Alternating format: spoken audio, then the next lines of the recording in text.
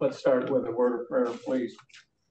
Dear Heavenly Father, we thank for the blessings that we've had. We're thankful for our church, for our family, for the freedoms that we are able to live under. We hope that your encouragement will spread peace throughout the world in this time. In Jesus' name, amen. I hope everybody had a nice time that went to the grist mill last week. This is another travel log we're having today with Dave in a minute. And next week, Jenny Clark will be here talking about a little Marriott hotel that she visited over, I guess, off of Scotland's coast called Iona Abbey. She was over there here this summer and will share with us. Today, we're going to pass the microphone over to our Dave Walter, talking about a couple of Army officers that took a crew on a trip up the river, Lewis and Clark. Dave, it's all yours.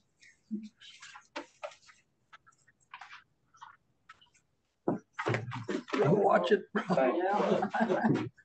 That's so easy to do. Well, we're having a little technical difficulty here. I'm going to have to scroll through this, and I've never done that before. So we can advance it slide by slide. Everybody bring their paddles. Got mine right here. Okay, we're going to go off on a great adventure today, and this is one of the great adventures, of course, in American history. And no matter how much they've dumbed down history in our schools, I think the story of Lewis and Clark is still told. And we probably all studied it 50, 60 years ago, however old we are. And all I'm going to really do is recap what the major highlights were of this 863 days. We're not going to talk about every day. Put yourself in this situation. You're at work, and the boss calls you into his office, and he says, I want you to embark on opening up a new sales territory. And we've never been there before. You're gonna go, and it's gonna take you more than 2 years away from home. I don't have a map of the territory. You're gonna have to furnish your own transportation. Guess what? We don't have any maps. There's not going to be any AAA. You're not going to have GPS. No hotels, no restaurants. You're going to have to catch your own food, make your own arrangements. Oh, and by the way, you may encounter some savage animals. There's going to be some native peoples that may or may not be friendly. We don't know what the terrain or weather's going to be. So, are you willing to go on this journey? How many of you are going to go on a journey like that? Well, what's wrong now? Oh, no.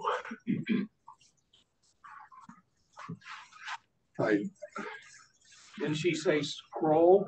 I know, and I tried, and nothing happened. Let me go get that.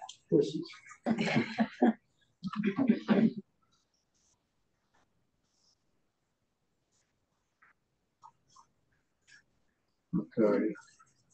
Isn't modern technology good? Frustrating. It's so frustrating. You don't see any of us offering to come up and help, do you? Because we can't do it even. No, we're with you. It's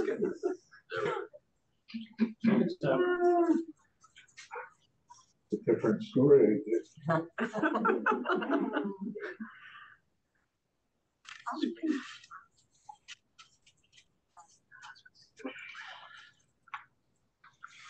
Well, this doesn't work. Talk about the paddle. Talk about the paddle. Let me talk about it. I'll just talk about it. Okay, I've done a lot of canoeing in my life. Blade, throat, handle. There's different strokes that canoeists, IST, use in a paddle. This stroke is called the J stroke. It's used by the stern man to keep the canoe going straight. You have the bow man and the stern man. So you have the J stroke, You also have the C stroke, forward C stroke, reverse C stroke. You have pull two, bow rudder when you want the canoe to go in one direction, or stern rudder like that. But whenever you're going in the rapids, you're trying to go faster than the rapids. So you're pulling hard type of thing. But I just thought I might mention some of the strokes and stuff for canoeing from the old days. Interesting. Thank you. Yeah. All right, you're back to there. You're Howard Birdman. You just stick it out and go slide. I'm a sailor. Slide by slide. I don't know. I can't get up to the file. Maybe just use this form and just go click this next line.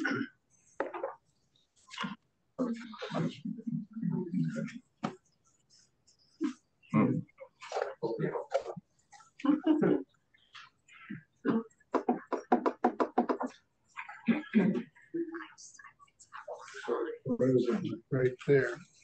Louisiana Purchase. This doesn't happen when Dave Goodale or Ted are here.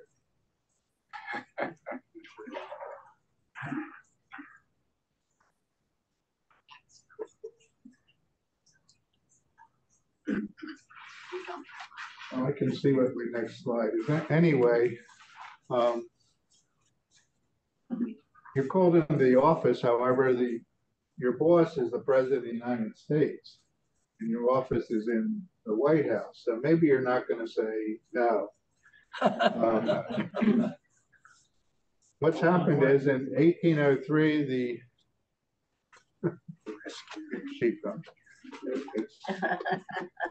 Misbehaving, huh? it's misbehaving. Maybe everybody can refill their coffee cup or something. Finish the goodies.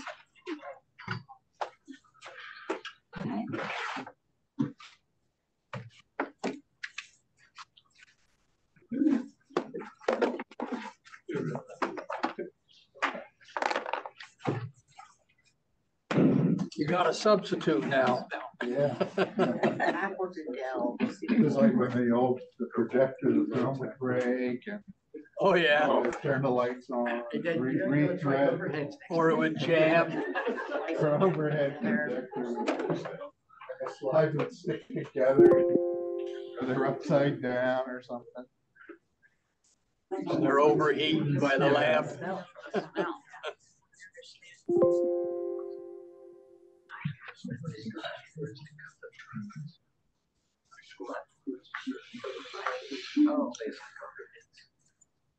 Seriously?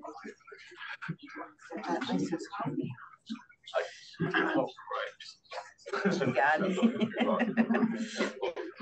Right. Try it again. Don't leave town.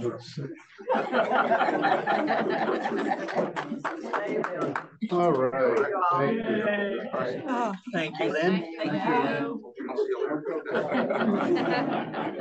So you're called in the office of your boss, the President of the United States, and what's happened is America has just purchased Louisiana Territory from Napoleon for $15 million, and it's approximately 828,000 square miles. You've almost doubled the size of the United States. And this is because Napoleon needed money for his wars in Europe, and he felt that that's where his empire would be, not in Louisiana, which he has just taken from the Spanish. So Jefferson calls in his private secretary, Meriwether Lewis, and he tells him the purpose of this expedition, this core discovery, is to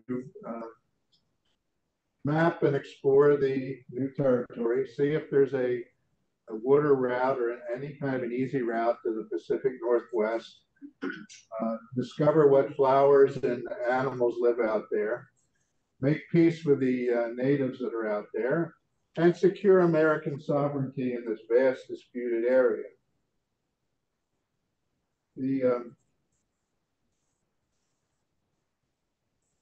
On the wrong way.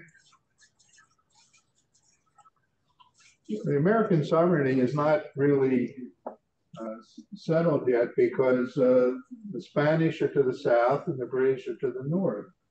And both of those countries are kind of upset that Americans expanding beyond the Mississippi. So Jefferson sees this as an opportunity to establish American control of this territory.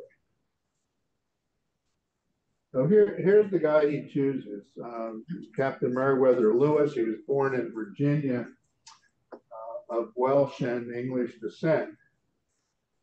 He grew up in Georgia, and in those days, unlike today, there was no Atlanta. Georgia was a very backward rural area where he learned outdoor skills, hunting. He learned about herbal medicines and that sort of thing. As you can imagine, there wasn't a lot of schools there. So after age 13, he was privately tutored in Virginia.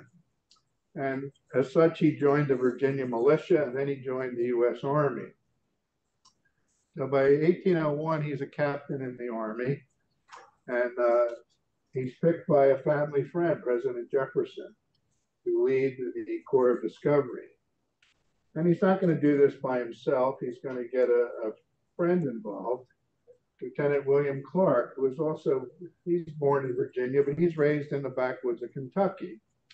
His older brother was the famous Indian fighter, George Rogers Clark, who operated for the Continental Army out on the frontier. So William Clark joins the frontier militia, and then he becomes a lieutenant under Mad Anthony Wayne at the Battle of Fallen Timbers, and he develops more of his frontier skills. He has left the Army by the time that Meriwether Lewis gets in touch with him, and he's back running the family plantation. But Lewis recruits him in 1803 to be co-commander on this great adventure. So there's a map of the journey. You can see here the Louisiana Purchase doubled the size of the United States. Down here, you still have the Spanish. And in fact, during Lewis and Clark's expedition, twice they sent a military expedition to try to catch him. And they failed both times. Then up here is British Canada. The Northwest Territory still hasn't been turned over to the United States. That wouldn't happen until after the War of 1812. And out here, the Oregon Territory, you've got British, Spanish, and even Russians that are trying to control the mouth of the Columbia River. So Lewis and Clark are going to leave from Camp Wood, which is across the Mississippi from the mouth of the Missouri River, go all the way up the Missouri, cross the mountains, down the Snake and Columbia to the Pacific coast. And Jefferson says, well, you know, there's a lot of British and U.S. vessels trading in the Pacific. When you get to the Pacific, you might be able to buy supplies from these ships out there. And here's some of the statistics on the journey. It took 2 years, 4 months, and 10 days. At the maximum, there was 45 men and 1 dog. 27 of them, and they were all volunteers, were unmarried U.S. soldiers. The total cost of the journey in today's dollars is about $1.2 million. You could not launch Lewis and Clark's flatboat for $1.2 million today, but they did this whole journey. And it was about 7,700 miles, give or take a few miles. So the first thing that Meriwether Lewis has to do, he's got to buy all the supplies. And Congress gives them $2,500 to buy all the supplies needed for the trip. And this doesn't include the salaries of the soldiers and whatever. The scientific capital of the United States is Philadelphia. So the first thing he does is he comes up to Philadelphia and he meets with botanists like Bartram. He meets with various other scientists who had been associated with Benjamin Franklin. And he meets with Dr. Benjamin Rush, who's the premier doctor in the whole United States. And don't forget, Lewis and Clark are going to have to administer all the medicine on this trip. So we know that in Philadelphia, he spends $90 for medicines. One of the big things he buys is Dr. Benjamin Rush Thunderclappers. That's I think there's mercury in it. And that's a purgative. When you get constipation or whatever, you take a thunderclapper. A little bit of humor, but he buys a lot of medicines of the day, a lot of things with mercury in it, because he's going to have to treat some STDs along the way, and mercury apparently was what was used in those days. He also goes to Harper's Ferry, which is the armory for the United States, and that's where he picks up the rifles he needs and the ammunition and that sort of thing. And while he's there, he has them construct an iron boat, which is collapsible. So he's going to take this iron frame with him, and it's intended to be assembled at portages using the local materials.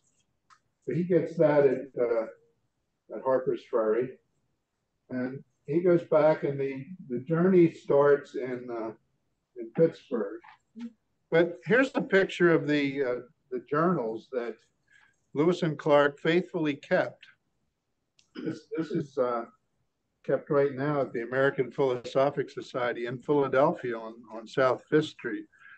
Not only did they keep these journals, and don't forget, you didn't have photography in those days. So he had to do all the drawings, the maps, the fish, the flora and fauna, that sort of thing. They're all in that diary. And that's how we know so much about Lewis and Clark. There were also 4 enlisted men who kept journals of some part of the journey. But anyway, he goes to Pittsburgh, and that's where the flatboat is being built. And he purchases a dog named Seaman, who's a Newfoundland. It must have been a remarkable dog because he paid $20, which in today's money is $500–600. I'm sure he could have picked up any old mutt for free, but he selects Seaman. And Seaman goes with him the whole journey, all the way to the Pacific, all the way back. Sure, he had lots of adventures and no fire hydrants to sniff, but and he eventually died after, as we'll come to later, Lewis's death. This is a massive bronze statue of Seaman out at Fort Mandan. This is their right-hand man, George Drouillard. He was born in Canada. His mother was Shawnee and his father was French-Canadian. He was the important cog in the Corps of Discovery because he was the hunter, the guide, the translator, the scout, and the map maker. He knew all the backwoods experience that he needed. For the whole trip, he was paid $1,000 and he got a half square mile of land. After the Corps of Discovery, he went back to farming and eventually was killed in 1810 by Blackfeet Indian in the Rockies.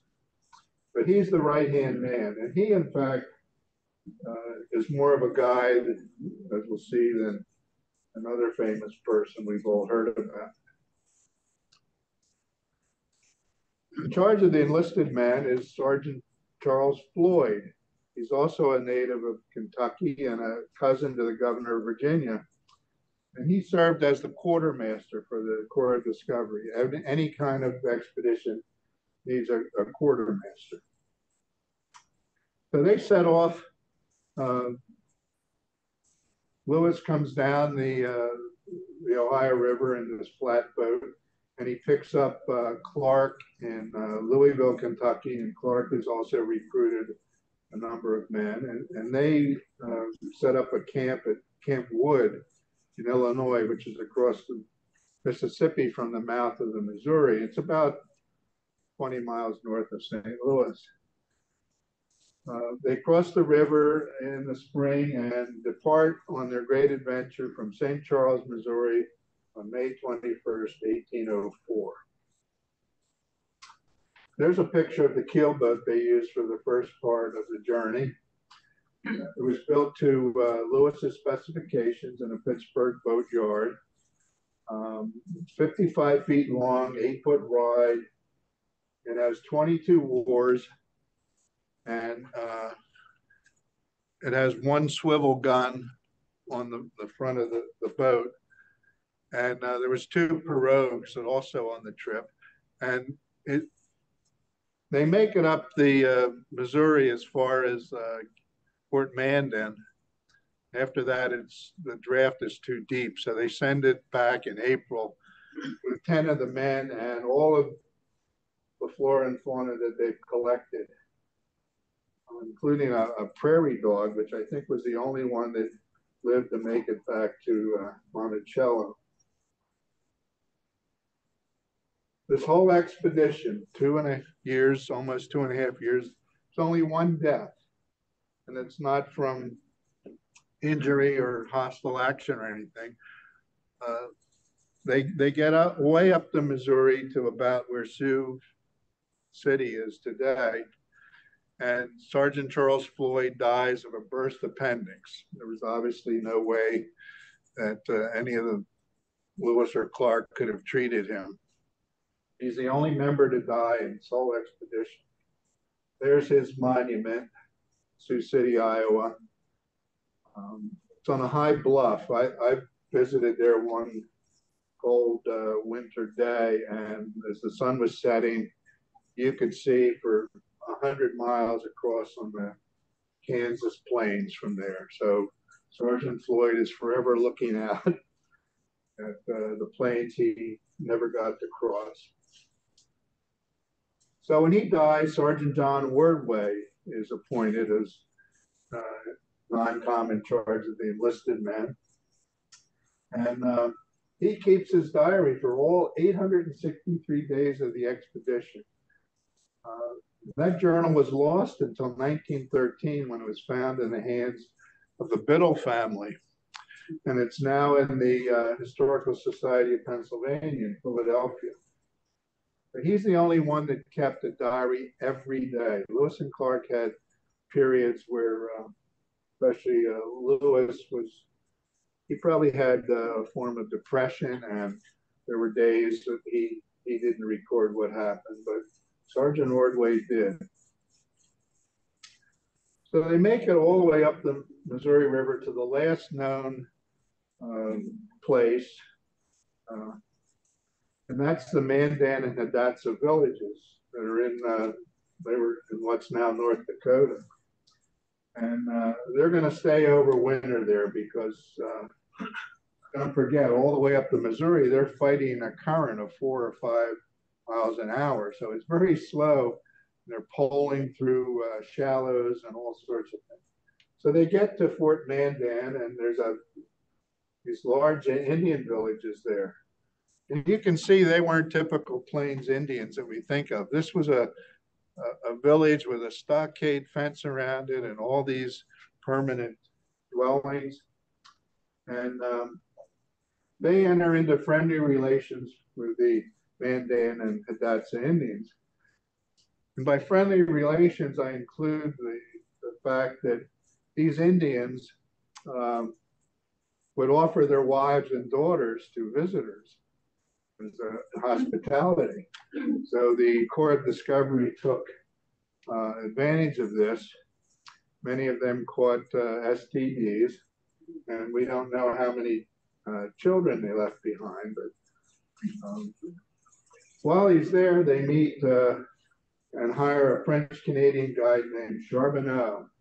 He's married to Sacagawea, and they have a baby boy that was born just 2 months before the keelboat, or before the expedition moves on. They also have with them an enslaved man. This is Captain William Clark's slave. His name is York. Well, these tribes in the upper Missouri had never seen a black man before. So frequently he was asked to come into the house, and they'd tell him to take off his shirt, and they would actually see whether the color came off his skin. He was very popular. He was not paid like the other people were. He's a slave. And when they get back to St. Louis after 2 years, he's not freed immediately. But Clark eventually gave him his freedom, and he helped set him up in a freight wagon business. But he was a great curiosity to these Indians. Now, this is the French Canadian that they hired. His name is Toussaint Charbonneau. He was born in Quebec. He's French and Iroquois, so he knows a couple of languages too. He'd been a trapper with Northwest Company, which was the major competitor for Hudson Bay Company. And they operated out of Manitoba, and Charbonneau was assigned to the Hidatsa and Mandan tribal areas. He had purchased Sacagawea from the Hidatsa in 1804. Well, he was already married to a woman named Otter Woman, who was another Shoshone Indian. He signed on with Lewis and Clark as a translator, and he earned $500 for his 19-month service. There is Sacagawea, and I'm using the Shoshone pronunciation of her name. A lot of us are familiar with going Sacagawea. Well, in the journals, it was spelled 17 different ways or something, but in Shoshone, it means bird woman, and it's Sacagawea. She was born to the Lemhi Shoshone tribe, and at age 12, she was carried off by the Hidatsa raiders. The Shoshone are west of the Hidatsa, and as they were in those days, the tribes would raid back and forth and enslave people from the other tribe. And at age 13, she's sold to Charbonneau to be his wife. So with Charbonneau and the 2-month-old son, they leave Fort Mandan in April of 1805. We think of her as a guide. She was not. She only guided the party when they arrived in Shoshone territory, where she remembered from a girl what that looked like.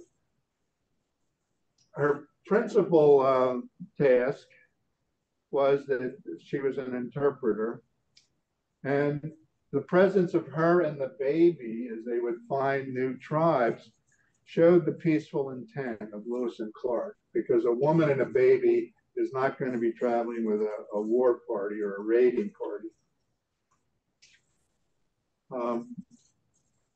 Talking about being an interpreter, Lewis and Clark only knew English. Drouillard knew English and Iroquois. When they get to Charbonneau, he knows Hidatsa and Mandan, the little Shoshone.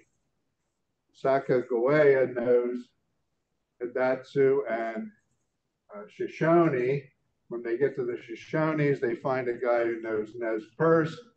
So starting from English to translating with the Indians, there's about 3 people in between. And you can imagine how maybe the words change. But all the Indians use sign language because the tribes couldn't talk to each other either.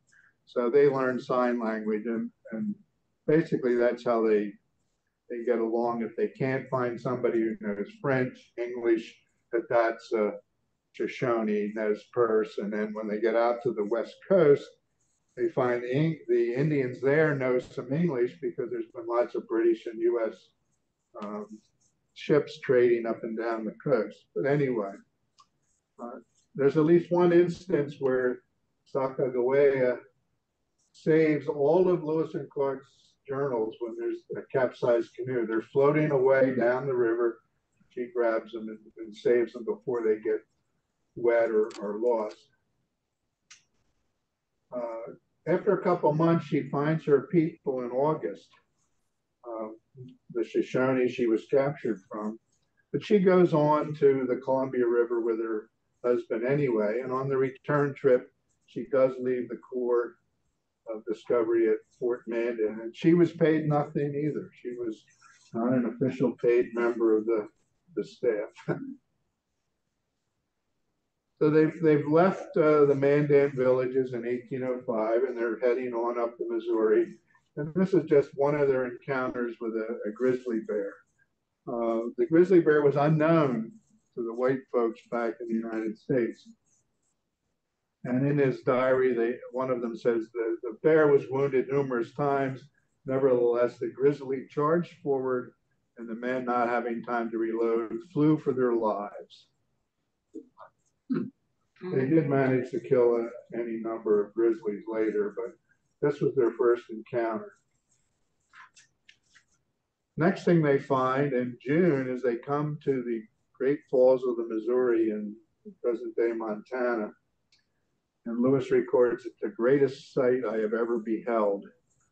Well, obviously they can't continue by canoe. They're going to have to portage. The 18-mile portage takes them 15 days. And there's a representation of what it probably looked like. It took them 2 weeks to cover the 18 miles, one of the most arduous feats of the expedition. They rest and build 2 dugout canoes, and they depart again upriver in July. This is where the iron boat gets pulled out. It's called the Experiment because that's what it was. They put buffalo and elk hides, they cover it. They don't have much pitch, so they use beeswax, ash, and lard to caulk it. As soon as they put it in the water, the caulking starts to dissolve. The ship immediately sinks. And they abandon it. They carried it, 1,500 miles only to not find it practical for use. Well, they get close to Shoshone territory, and Sacagawea sees the Shoshone Indians, and she realizes that it's her brother, who's now the chief, and they have an emotional reunion. She'd been missing for 10 years. She and her brother have an emotional reunion, and of course now the Shoshone are very happy to help Lewis and Clark. They give him a guide who's known as, his name is Swooping Eagle, but he's called Toby by Lewis and Clark. And he spends 50 days guiding them on to the Salmon River, on the treacherous Lolo Trail over the Bitterroot Mountains to the Clearwater River, which then runs into the Snake and the Columbia. And the editor of Lewis and Clark's journal says that Toby deserves considerable credit for the success of the expedition. They stopped for about a month at a place called Traveler's Rest in Lolo, Montana. They rest there before they cross the Bitterroot Mountains, and there they have an encounter with 3 friendly Flathead Indians. They've obtained horses by this point from the Shoshone, and in September they start crossing the Bitterroot Mountains. If you've ever been out there, you can get snow any month of the year. And this is in September, and they've now have to cross 200 miles of the most rugged Rocky Mountain country. There's snow, frostbite, high winds. They have 40 horses that they've traded with the Shoshone. And before they even leave the camp at Traveler's Rest, many of the horses are stolen. Indians love to steal horses. When they get on the other side of the mountains and they meet the Nez Perce, they leave the horses there with them and say, we'll pick them up on the return trip.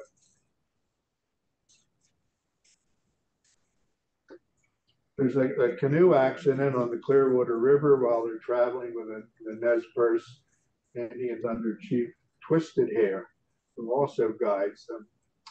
And the Nez Perce stay with them for a couple of weeks, and two Indians help rescue those in an overturned canoe. And Clark warns his men throughout the whole trip, really, keep an eye on your belongings because they're coveted by the tribesmen that they confront all along the way. Finally, they get to the Snake, and they head down the Snake, and they reach the Columbia, and for the first time they meet the Chinook Indians. And they're a peaceful tribe of traders who assist the Corps throughout their stay in the Pacific Northwest. November 7th, 1805, they spot the Pacific at last. The fog lifted, and Lewis realizes they had passed from the mouth of the Columbia River into the ocean. Wasn't a good speller, but phonetically we know what he means. If you've ever been out that way, the Columbia River is at the mouth seems like it's almost as wide as the Delaware Bay. But he writes in his journal, there was great joy in camp. We're in view of the ocean, this great Pacific Ocean, which we have been so long anxious to see, and the roaring or noise made by the waves breaking on the shore, on the rocky shores, as I suppose, may be heard distinctly. So they're at the Pacific, and there's no trading vessels in sight. In fact, the whole 3 months are there. There's no trading vessels out in the Pacific. So they have to trade with the local Indians. They set up a fort called Fort Clatsop. It's near the ocean. There's plentiful fish and game, even though most of the expedition is not really into eating salmon. They'd rather have elk and deer. But it's named after the local Clatsop Indians. And there's a very rainy winter this past, making salt and leather and gathering supplies for the return trip. And of course, they work on their journals and do their drawings. There's a replica of the fort that was built in 2006.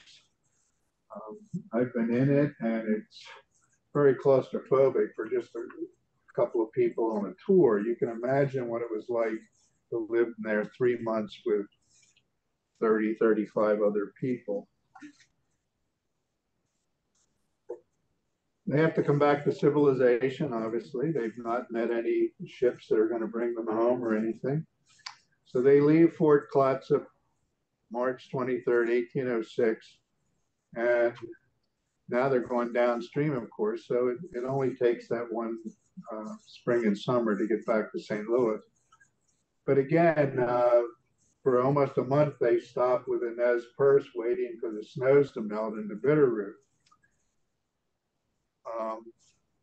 Even today, there are Nez Perce who claim that they're descended from William Clark. They have, there was a famous Nez Perce Indian with reddish hair and blue eyes and whitish skin, and he claims he's a descendant. So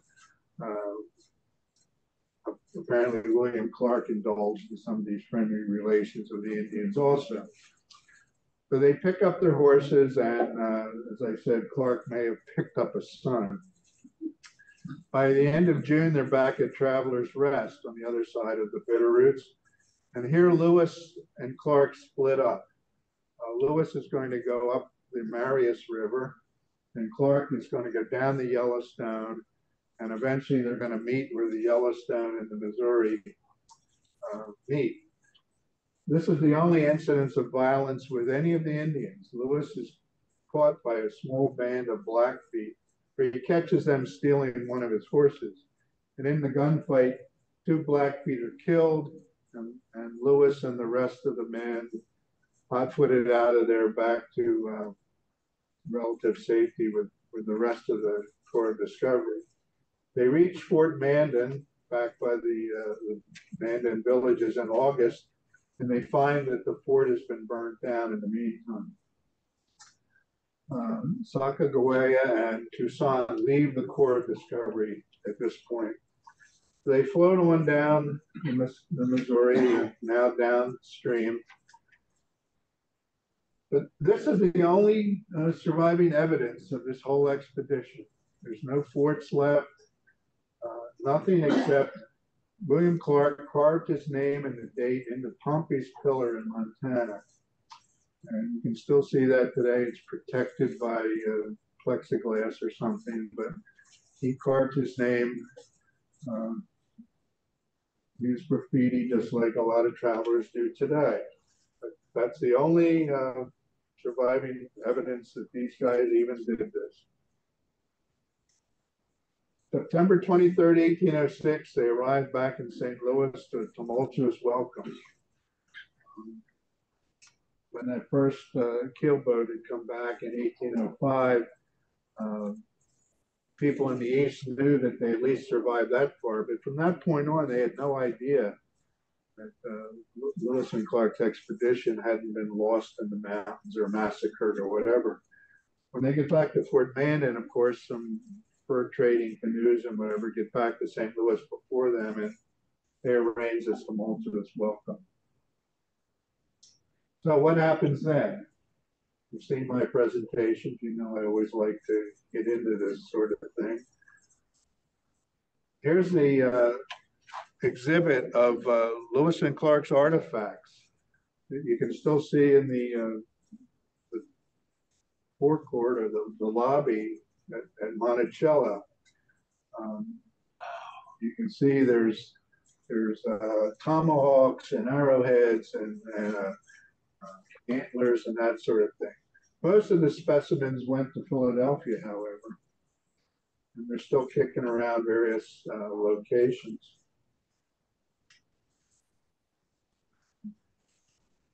The expedition discovered 122 new animals and 240 plant species that were unknown to American scientists. And there's four of the prominent animals, the grizzly, the pronghorn, the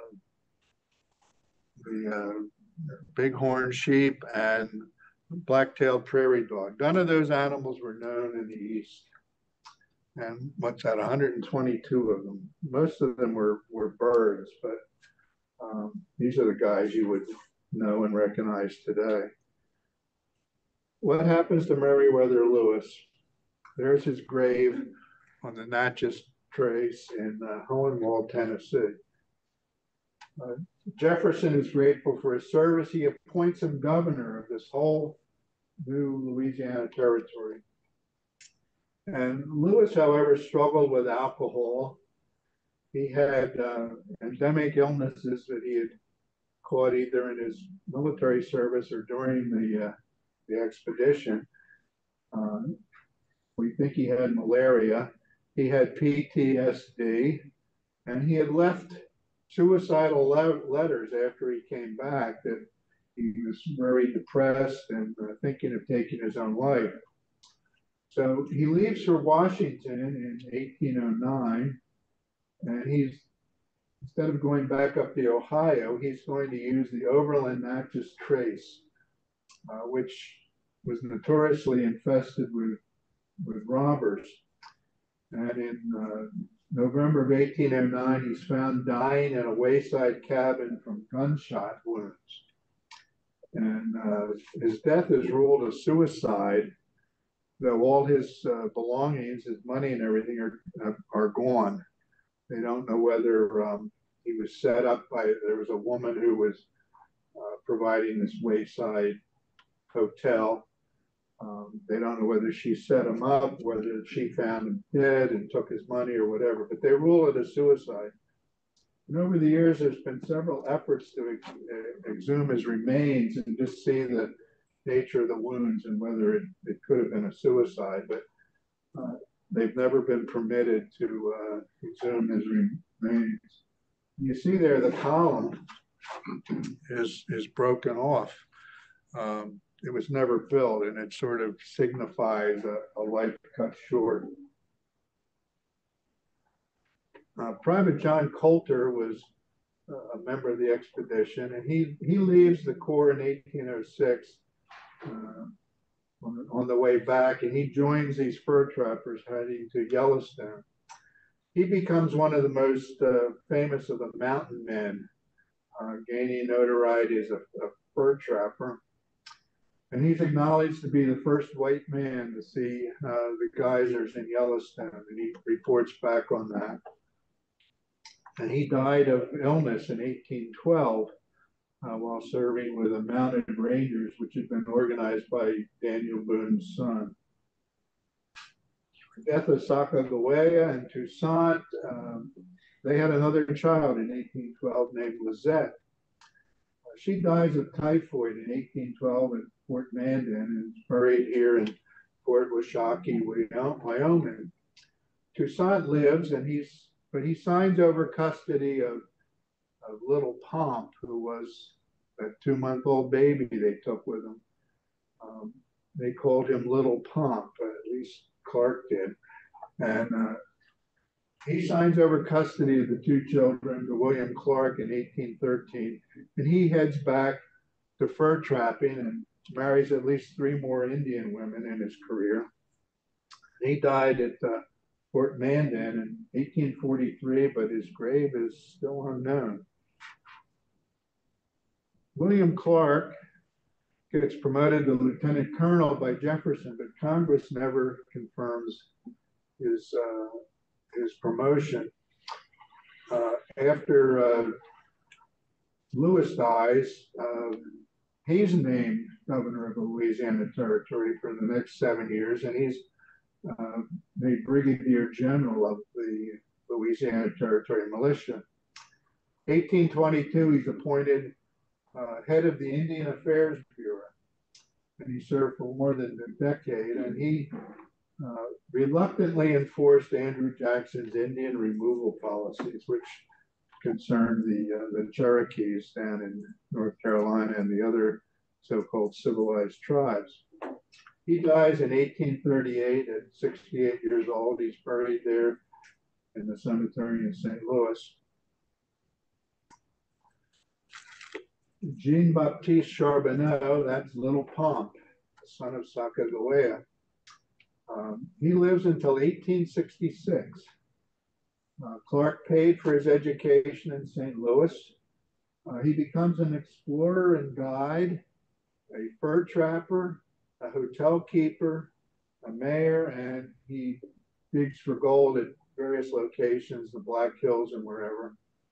He speaks French, English, Shoshone, and he learns German and Spanish while he's in Europe for 6 years. He had guided the Duke of Wittenberg on hunting expedition in the United States, and the Duke took him back to Europe for 6 years. He dies in Oregon in 1866 after, I think he drowned. He fell off a boat and drowned. Sergeant Patrick Gass was the chief carpenter of the trip, and he's the last survivor. He died at age 99 in West Virginia in 1870. Soldier to the end, he tried to enlist in the Union Army during the Civil War. The last survivor. If you want to learn more about Lewis and Clark, I recommend this book, Undaunted Courage by Stephen Ambrose.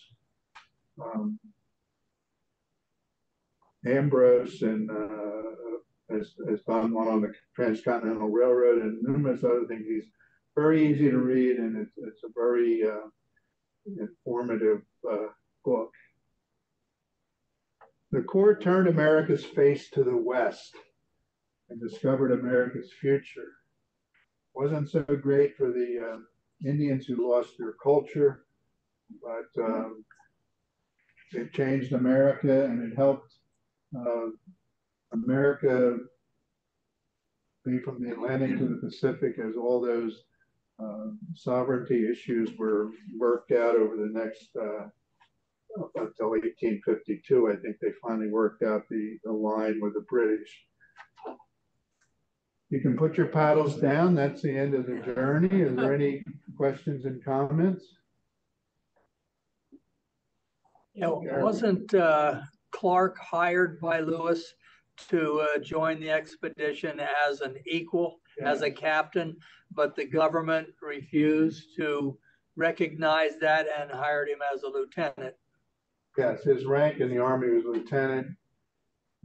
Lewis wanted him to be, and he was, the co-commander, and he wanted him to have equal rank, but Congress was a little more tight-fisted in those days, and he never got that promotion. He was never promoted to lieutenant colonel either, which would have been a nice bump in pay for him.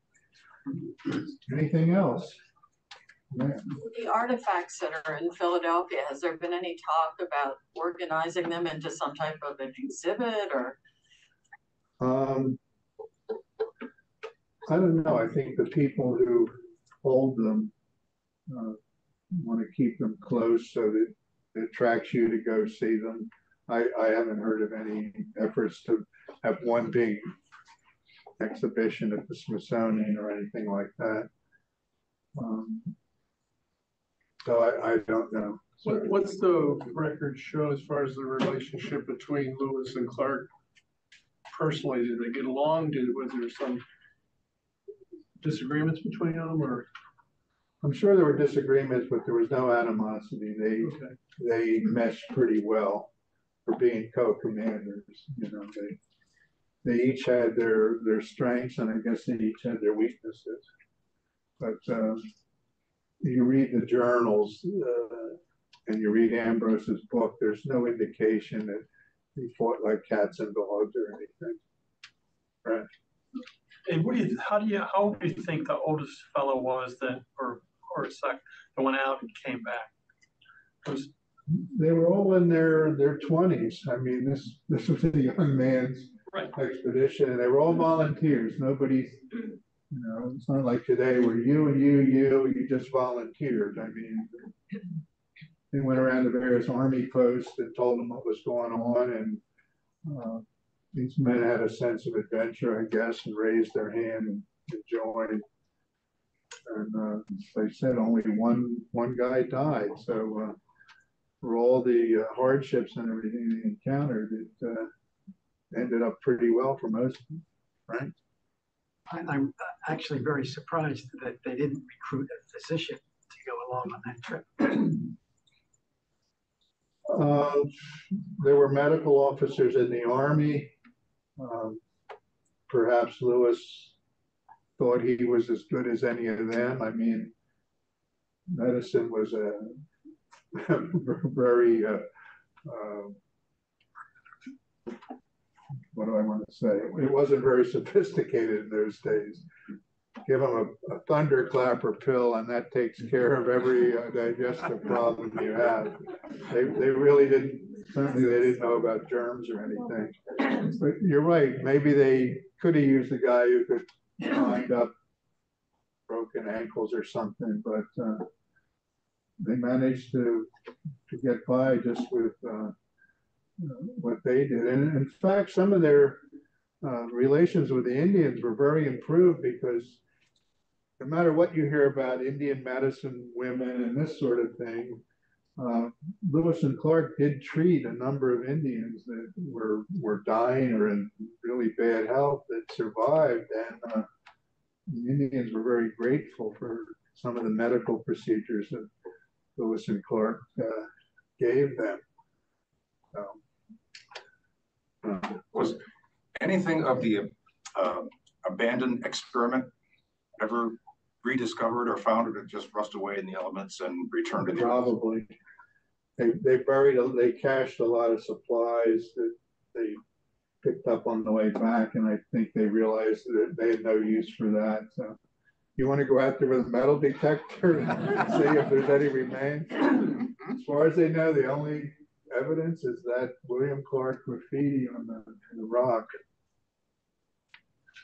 Sure.